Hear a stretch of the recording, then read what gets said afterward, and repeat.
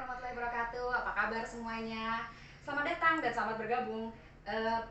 Kali ini kita akan mencoba berdiskusi. Pengennya sih diskusi ya, tapi sepertinya diskusinya satu pihak dari saya saja gitu ya, terkait mengenai materi perkuliahan manajemen retail. Jadi pada kesempatan kali ini saya secara spesifik akan menjelaskan mengenai ruang lingkup dan paradigma dari manajemen retail itu sendiri. Oke, sebelum kita masuk materi, izinkan saya sedikit memperkenalkan mengenai siapa sih saya gitu ya. Saya tidak beranggapan dan nggak mau sombong bilang bahwa semua kenal sama saya gitu ya. Jadi izinkan saya memperkenalkan diri. Nama saya adalah Dr. Miguna Astuti. Saya adalah salah satu dosen dari Fakultas Ekonomi dan Bisnis dari UPN Veteran Jakarta. Kalau yang tidak tahu di mana sih UPN, di Pondok Labu di Jakarta Selatan. Jadi silahkan apabila ada yang mungkin berkesempatan nanti sudah selesai pandemi ini dan ingin main bersilaturahmi dengan saya, silahkan. Ruangan saya ada di ruang dosen jurusan manajemen di lantai 2 Gedung Muhammad Husni Tamrin di Fakultas Ekonomi dan Bisnis UPN Veteran Jakarta. Atau mungkin ada yang hendak bertanya dan berdiskusi dengan saya secara langsung, secara personal, bisa silahkan dapat menghubungi saya di email melalui miguna.astuti@upnvj.ac.id. Yuk, sekarang setelah tadi perkenalan diri saya, yuk kita langsung masuk ke dalam materi kali ini. Jadi terkait ruang lingkup dan paradigma dari manajemen retail, hari ini secara spesifik saya ingin kita berdiskusi mengenai pengertian, kemudian fungsi dan klasifikasi dari bisnis retail itu sendiri. Jadi sebenarnya ketika kita membicarakan mengenai manajemen retail, kita harus tahu dulu, contohnya dulu kali ya sebelum kita masuk ke pengertian. Mungkin ke belakang saya akan memberikan contoh dalam bentuk inisial ya, karena nanti takutnya saya disangka mempromosikan beberapa usaha retail yang ada di sekitaran kota Jakarta ini. Karena kebetulan saya tinggalnya di kota Jakarta, jadi mungkin beberapa contoh bisnis retail yang saya sampaikan adalah yang ada di kota Jakarta, yang beroperasi di kota Jakarta. Oke, mungkin contoh yang kalian kenali gitu ya, adalah bisnis-bisnis retail yang ada di sekitaran rumah Anda. Yang itu loh, yang inisialnya A, kemudian ada L, ada F, ada A, pasti mengenali. Atau yang inisialnya I, N, D, O, A, dan seterusnya gitu ya. Itu adalah salah satu contoh bisnis retail yang sifatnya modern. Mungkin kalau yang sifatnya agak sedikit lebih tradisional yang umum, sebenarnya toko kelontong sekitaran rumah Anda itu pun termasuk loh dalam kelompok bisnis retail. Nah, kok bisa sih toko kelontong aja masuk bisnis retail, dan kok bisa dibandingkan dengan yang tadi usaha yang supermarket tadi yang berinisial I dan A tadi. Yuk sekarang kita masuk ke pengertian dari apa sih manajemen retail dan bisnis retail. Oke, kita membaca buku yang berbeda mengenai manajemen pemasaran, kita membaca buku yang berbeda mengenai manajemen retail, maka pengertian yang kita akan dapatkan dari buku itu mungkin bisa berbeda-beda ya. Jadi saya akan berikan beberapa pengertian dari apa sih manajemen retail. Oke, yang pertama, manajemen retail bisa jadi didefinisikan sebagai suatu aktivitas untuk menjual barang atau jasa. Kita bilangnya produk ya.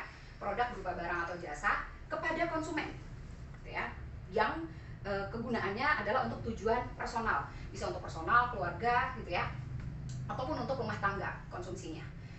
Oke, definisi yang lain dari manajemen retail itu sendiri adalah aktivitas manajerial untuk menjalankan, memfokuskan penjualan produk tadi ya, barang dan jasa gitu kepada konsumen akhir. Jadi mesti diingat bahwa ketika kita berbicara mengenai konteks dari manajemen retail adalah konteksnya terkait konsumen akhir. Contoh tadi definisi yang pertama juga menyampaikan bahwa adalah penggunaannya untuk personal gitu ya, untuk rumah tangga gitu ya, untuk konsumsi keluarga.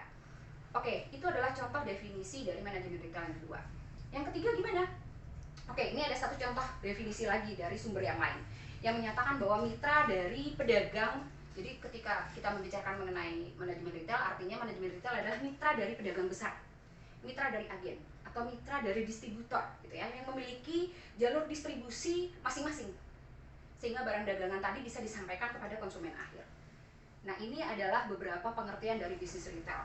Banyak sekali ketika Anda ingin membaca berbagai referensi yang ada di luar sana gitu ya, buku mengenai manajemen retail, mau yang teks buku berbahasa Inggris, mau yang berbahasa Indonesia, luar biasa banyaknya. Silahkan baca untuk lebih mendapatkan insight, pemahaman mengenai definisi dari manajemen retail itu sendiri. Oke, sekarang kita lanjut. Sesudah berbicara mengenai apa sih definisi gitu ya, pengertian dari manajemen retail, saya ingin sedikit kita membahas mengenai fungsi yang dijalankan oleh bisnis retail itu sendiri. Sebenarnya ada 4 fungsi utama dari manajemen retail atau bisnis retail. Fungsi yang pertama adalah untuk memecah. Maksudnya apa ya? Kok bisnis retail atau manajemen retail itu memecah gitu? Ketika kita membicarakan mengenai bisnis retail, kita membicarakan produk, bisa barang, bisa jasa yang ukurannya beragam. Benar nggak? Ketika Anda datang ke sebuah supermarket tadi yang inisialnya A atau yang inisialnya I gitu ya, Anda ingin membeli gula. Ini contoh sederhana saja, Anda ingin membeli gula. Ada gula yang ukurannya 2 kilo. Ada gula yang ukurannya setengah kilo. Ada gula ukurannya 1/4 kilo, dijual di satu toko supermarket yang sama. Ya, atau apalagi ya? Tisu. Nih, kebutuhan utama kita nih. Rata-rata anak-anak muda kayaknya kalau nggak ada tisu di kamarnya kayak mati gaya gitu kan. Bukan cuma nggak punya HP, tapi nggak punya tisu pun mati gaya. Oke, Anda datang ke sebuah supermarket, Anda ingin membeli tisu yang gulung. Ada tisu yang gulung cuma satu, itu bisa Anda beli. Ada yang dipaket isinya 2 gulung. Ada yang dipaket isinya 4 gulung. Ada yang dipaket isi 6 gulung. Kalau saya biasanya sekali beli yang 12 gulung biar sekalian awet plus harganya murah gitu ya. Nah, itu adalah bisnis retail, memecah. Nah, terus ketika barang itu datang dari si pabrik, ukurannya memang sekecil-kecil itu. Tidak, langsung dia beli gelondongan besar gitu ya. Nah, ketika sampai di bisnis retail, di toko ini gitu ya, mereka memecahnya. Kenapa? Sehingga konsumen lebih terjangkau ketika ingin membeli gitu ya. Karena kan tujuan mereka konsumen akhir. Ya, jadi ini adalah fungsi pertama dari bisnis retail, memecah. Apa kemudian fungsi kedua? Fungsi kedua dari manajemen retail adalah untuk menyediakan berbagai barang dan jasa. Oke, maksudnya apa? Jadi ketika Anda datang ke salah satu bisnis retail seperti yang tadi, inisial A dan I, saya hampir kesebut terus tuh namanya tuh, semoga tidak gitu ya. Inisial saja, A dan I tadi yang dekat rumah Anda tuh, sekitaran gitu ya. Anda ingin membeli, contoh sederhana, minyak goreng. Ya. Kalau tadi fungsi memecahnya minyak goreng ada yang ukuran 2 liter atau 2 kilo, ada yang ukuran 1 kilo, ada yang setengah kilo gitu ya.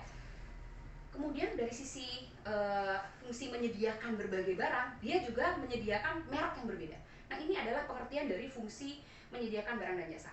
Untuk satu produk yang sama, dia bisa menyediakan berbagai merek yang berbeda. Contoh saja tadi ya, minyak goreng. Ada yang mereknya B, BIMO, ada yang mereknya TROP, pasti mengetahui lah yang suka masak gitu ya. Nah, bahkan dari hanya satu produk minyak goreng itu banyak sekali jenisnya. Belum yang impor, tuh yang minyak zaitun, yang minyak bunga matahari, minyak biji kedelai, wah luar biasa banyaknya. Itulah fungsi kedua dari bisnis retail, menyediakan berbagai barang dan jasa. Maksudnya berbagai ukuran, berbagai bentuk, berbagai merek. Fungsi yang kedua. Sekarang kita masuk ke fungsi yang ketiga. Fungsi ketiga dari bisnis retail adalah dia sebagai sebuah perusahaan yang menyimpan persediaan. Maksudnya apa? Oke, saya contohkan. Ketika bisnis retail tadi tuh yang dekat rumah Anda, logonya A dan I, Anda tahu dong bahwa itu franchise, betul nggak?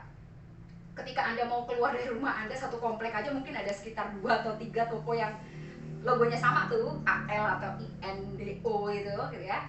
Nah, karena mereka franchise, mereka ketika membeli dari sebuah pabrik gitu ya, itu dalam skala yang sangat luar biasa besarnya pesanannya gitu ya. Kenapa begitu? Karena biasanya mereka memiliki perjanjian dengan perusahaan tersebut, ketika membeli dalam jumlah besar, mereka akan mendapatkan diskon yang lebih. Sehingga ketika mereka menjual kepada Anda sebagai konsumen akhir, mereka bisa memberikan selisih harga lebih tinggi, kan supaya dapat untung. Nah, ketika mereka dapat dari pabrik itu, mereka punya gudang untuk menyimpan. Pabrik tidak mau menyimpan, jadi dijual lepas, diserahkan kepada si bisnis retail ini gitu. Sehingga gudangnya ya di mereka punya gudang khusus. Nanti setiap hari atau setiap 2 hari atau setiap minggu mereka akan mengantarkan barang-barang sesuai permintaan masing-masing toko franchise-nya itu. Oh, mereka stoknya habis apa gitu ya. Itu ada schedule atau ada jadwal pengirimannya dari gudang utama. Jadi yang menyimpan itu bukan si pabriknya, yang menyimpan adalah si bisnis retail. Mereka punya gudang sendiri. Nah, itu adalah fungsi yang ketiga, fungsi yang ketiga dari bisnis retail, yaitu adalah sebagai penyimpan persediaan. Fungsi yang keempat dari bisnis retail apa? Sebagai sebuah penghasil jasa. Sebagai bisnis penghasil jasa. Maksudnya apa? Bayangkan ketika Anda membeli, kita contohkan sederhana saja ya, ketika Anda membeli datang ke sebuah UMKM yang dia menjual sepatu, dia bikin sendiri gitu ya, sepatunya bukan menjual, maksudnya si pembuat sepatu atau tukang jahit lah gitu ya. Mereka kan rata-rata gini, Anda datang ke situ, Anda diukur, ya udah makasih pergi. Nggak ada kan Anda ditawari AC itu di tukang jahit gitu kan. Biasanya di tukang jahit itu kipas-kipas nunggu giliran gitu ya. Nah ini bayangkan ketika Anda masuk ke bisnis retail yang tadi tuh, yang logonya A, yang logonya I tadi ya, Anda datang langsung disambut, selamat datang di I gitu, selamat datang di A gitu. Baru datangnya udah disapa, pakai senyum gitu ya. Terus kalau nyari barang nggak ketemu, boleh nanya, mas, mbak, ada nggak ini? Kok saya nyari nggak ketemu? Oh di rak yang itu bu, gitu ya. Nah itu dia penyedia jasa, penyedia layanan gitu. Atau contoh lain lagi, masuk nih Anda nih ke toko itu tuh, yang franchising tadi, yang bisnis retail yang I dan A. Wah sejuk, Anda kepanasan di luar aja pura-pura beli, cuman aqua 1 biji, cuma masuk ke dalam untuk adem gitu ya. Nah itu adalah fungsi keempat dari bisnis retail, yaitu untuk sebagai penghasil jasa. Jadi itu adalah 4 fungsi yang dijalankan oleh bisnis retail. Oke, tadi pengertian sudah, definisi. Kemudian fungsi sudah ada 4. Yuk sekarang kita akan membahas mengenai klasifikasi dari bisnis retail. Sebenarnya ketika kita berbicara mengenai klasifikasi itu jenisnya banyak. Maksudnya gini, kita bisa klasifikasikan sebuah bisnis berdasarkan skala usaha. Kita bisa mengklasifikasikan bisnis berdasarkan sifat usahanya, bisa berdasarkan kepemilikannya dan lain sebagainya. Saya tidak akan membahas semua, saya hanya akan mencontohkan beberapa klasifikasi bisnis retail gitu ya. Silakan, sekali lagi, saya yakin Anda semua memiliki buku referensi untuk membaca. Silakan dibaca, perkayalah hasanah manajemen dan bisnis retail Anda gitu ya, menggunakan buku-buku tersebut. Oke, kita masuk ke klasifikasi yang pertama. Jadi bisnis retail bisa diklasifikasikan berdasarkan ruang lingkup. Maksudnya itu seperti apa gitu ya? Berdasarkan ruang lingkup gitu ya, retail itu terbagi menjadi 2.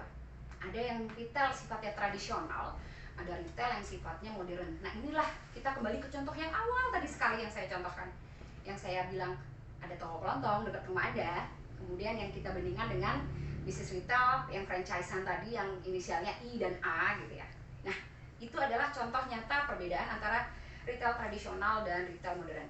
Atau mungkin kalau misalkan Anda ingin lebih kelihatan jelas, bisa dilihat nih ya, ini salah satu contoh dari retail tradisional ya. Jadi tokonya sebegitu banyak, barang padat gitu ya, ciri-cirinya juga ada gitu ya. Jadi ketika kita membicarakan mengenai bisnis retail yang sifatnya tradisional, ciri yang pertama biasanya gini, lokasi dia nggak terlalu memikirkan strategis atau enggak. Dia punya rumahnya di situ, dia pikir bisa buka usaha di situ, ya sudah jualannya di situ. Jadi tidak ada pertimbangan bahwa oh saya jualan di sini karena strategis, nanti bakalan laku di sini. Tidak ada pertimbangan seperti itu umumnya, walaupun tidak semua. Yang kedua, ciri dari bisnis retail yang sifatnya tradisional adalah dia biasanya tidak mempertimbangkan gimana ya potensi pembelian, seperti tadi saya sampaikan. Oh kalau di sini itu kira-kira yang membeli bisa dalam sehari laku 50. Oh kalau di sini lakunya cuma 30, berarti jangan di sini, di sana gitu. Mereka tidak ada pemikiran seperti itu. Umumnya, tidak semua, sekali lagi ya. Karena sekarang banyak sekali pebisnis-pebisnis muda yang mereka sifat bisnis retailnya adalah tradisional, namun mereka menjalankan fungsi-fungsi pemasaran itu tadi. Potensi pembeli dia lihat, lokasi dia lihat gitu ya. Oke, ciri retail yang ketiga yang tradisional adalah jenis barang yang tersedia itu tidak terarah. Maksudnya tidak terarah tuh gimana sih? Mereka belanja barang dagangannya untuk stok di toko kelontongnya itu ya tergantung, satu, lagi ada duit berapa saat itu, bisa jadi. Atau kedua, misalkan mereka datang belanjanya ke agen gitu ya, di agennya barang yang habis ya udah beli yang ada saja gitu. Contoh ini ya, datang ke agen, mas ini stok sampo dagangan saya habis, saya mau ini dong, beli sampo S, beli sampo P gitu ya. Sekali lagi maaf ya, saya tidak menyebutkan nama produknya, takut disangka iklan gitu ya. Jadi ketika nyebutkan gitu ke agennya, kata agennya gini, ya sampo yang S habis, kita juga stoknya adanya yang P doang, gimana? Ya udah deh. Tadinya dia mungkin mau beli yang sampo P 10 lusin, yang sampo S 10 lusin, tapi karena nggak ada yang sampo S, ya udah deh yang sampo P aja deh 10 lusin doang, atau jangan-jangan udah tambahin yang itu jadi 20 lusin gitu ya. Jadi dia tidak terarah pembelian barangnya gitu ya. Itu adalah salah satu lagi ciri dari bisnis retail tradisional. Ciri lainnya dari bisnis retail tradisional adalah tidak ada seleksi mereknya. Seperti tadi saya sampaikan, mereka biasanya membeli barang dagangan hanya karena ketersediaan saja atau by chance gitu ya, pas ada saja gitu ya. Kemudian ciri lainnya adalah dia kurang memperhatikan pemasok. Jadi misalkan dia tahu di sana murah, agen yang ini murah, dia belanja di sana. Agen yang ini agak, oh ternyata di sana lebih murah lagi, mereka pindah, bisa jadi tidak terarah gitu ya. Kalau kita bandingkan dengan bisnis retail yang sifatnya modern, mereka sudah ada kontrak gitu. Jadi ketika pemasok, ketika membicarakan mengenai pemasok, mereka ada kontrak dan flow atau aliran barang masuknya itu stabil. Misalkan seminggu 20 lusin ya 20 lusin terus setiap minggu gitu. Beda dengan toko yang sifatnya retail tradisional. Oke, ciri dari bisnis retail tradisional yang lainnya adalah dia melakukan pencatatan penjualannya itu mungkin sangat luar biasa sederhana, atau bahkan ada beberapa yang sama sekali tidak mencatat pemasukan dan pengeluarannya ya. Dia tidak punya laporan keuangan sama sekali gitu ya. Oke, itu adalah ciri yang lainnya. Kemudian selanjutnya ada juga ciri dari bisnis retail tradisional adalah dia tidak melakukan evaluasi. Jadi contoh, kok ini sampo yang tadi merek P ini masih sisa banyak banget. Dia lupa waktu dia belanja pengen belinya itu merek P dan S, pengennya 10 lusin karena yang S nggak ada, dia beliin P semua 20 lusin, akhirnya nggak habis-habis tuh sampo yang P, padahal pembelinya rata-rata kebanyakan belinya yang mereknya S. Nah itu dia tidak evaluasi ya. Nah itu adalah ciri lain dari bisnis retail yang sifatnya tradisional. Kemudian juga dia tidak melakukan tidak memiliki arus kas yang terencana. Maksudnya gini, oh saya harusnya kalau dalam belanja dalam sebulan itu buat stok pokoknya nggak boleh lebih dari sekian, karena sekian untuk keuntungan saya gitu ya. Kemudian sekian untuk simpanan kalau ada kejadian darurat dari tokonya ini dan lain sebagainya. Mereka tidak ada pertimbangan seperti itu. Ada uang belanja, nggak ada uang ya udah nggak belanja walaupun barangnya kosong. Kok bisa nggak ada uang padahal barangnya kosong? Iyalah dipakai buat jajanin anaknya. Habis deh gitu kan modalnya. Ciri lain dari retail tradisional adalah dia biasanya tidak memiliki pengembangan bisnis yang terarah. Jadi biasanya mereka cenderung hanya seperti ini. Saya memiliki toko ini hanya karena saya supaya misalkan bisa beli makan setiap hari. Tidak ada pertimbangan khusus bahwa mereka bikin usaha itu adalah oh nanti saya harus dalam 5 tahun ke depan saya harus bisa buka cabang 5 gitu. Tidak ada mereka pemikiran seperti itu. Ya, itu adalah beberapa ciri dari bisnis retail tradisional. Sekali lagi saya tekankan bahwa ini adalah ciri umum, meskipun tidak semua bisnis retail demikian. Oke, sekarang bagaimana ciri untuk retail yang sifatnya modern? Jelas berkebalikan ya dengan yang tadi. Bisa dilihat di sini, itu ya ada 9 sama gitu ya, ciri dari bisnis retail modern. Dia kalau memilih lokasi pasti mikir dulu, lokasi ini strategis. Potensi pembelinya dia hitung bakalan lebih laris kalau saya buka di sini gitu kan. Pasar sasaran saya seperti ini gitu kan. Terus barang dagangannya pun dia stoknya terarah. Oh contoh, kalau saya adalah bisnis retail yang memang target saya adalah untuk pembeli yang menengah ke atas atau yang atas-atas, dia khusus jualnya misalkan segalanya yang sifatnya impor gitu. Bisa jadi gitu ya. Anda pasti mengenali ada beberapa bisnis retail Korea, bisnis retail Jepang gitu ya, bisnis retail Arab, itu ada semuanya gitu. Jadi mereka sesuaikan pembelian barang dagangannya dengan arah dari usahanya atau bisnisnya dia gitu kan. Ya tadi karena sudah terarah, memilih merek pun dia terarah gitu ya. Kemudian selektif sekali dia kalau milih pemasok, seperti tadi saya sampaikan. Sudah ada milih pemasok, sudah deal, maka dia langsung tanda tangan kontrak. Ketika pemasok sampai melanggar kontraknya bisa terkena penalti. Dari dua belah pihak pun bisa terkena penalti. Kemudian dia biasanya ketika mau melakukan pemecahan gitu ya, mereka cermat sekali gitu kan. Dia memanfaatkan mesin, memanfaatkan teknologi. Contoh seperti bisnis retail yang tadi yang dekat rumah Anda tuh, yang logonya atau inisialnya I, ya, yang warnanya biru dan merah gitu, pasti semuanya tahu. Itu mereka punya gula yang khusus mereknya dia, punya tisu yang khusus mereknya dia. Dia membuat pemecahan sendiri, gitu ya. Tapi terarah. Kenapa begitu gitu? Karena ingin mencari profit lebih, gitu. Terus setiap kali ada keuntungan dia evaluasi. Kok bulan ini keuntungannya sedikit? Oh, bulan ini keuntungannya lebih. Kenapa bisa begini? Dia lihat. Dia melakukan evaluasi dan dia perbaiki. Ada arus kas pastinya karena mereka biasanya punya investor, jadi harus melaporkan gitu ya. Dan terakhir dia bisnisnya terarah. Dia punya target. 10 tahun ke depan harus punya sekian ratus cabang dan lain sebagainya. Jadi bisa dilihat ya bahwa ini adalah contoh aisle atau lorong ketika Anda masuk ke dalam bisnis retail. Oke, itu tadi klasifikasi pertama ya. Jadi diklasifikasikan menjadi bisnis tradisional dan bisnis modern. Klasifikasi yang kedua, dia berdasarkan bentuk usahanya. Jadi bisnis retail ketika diklasifikasikan berdasarkan bentuk usahanya terbagi jadi 3. Ada yang berbentuk retail format toko, ada retail format non toko, dan ada retail layanan.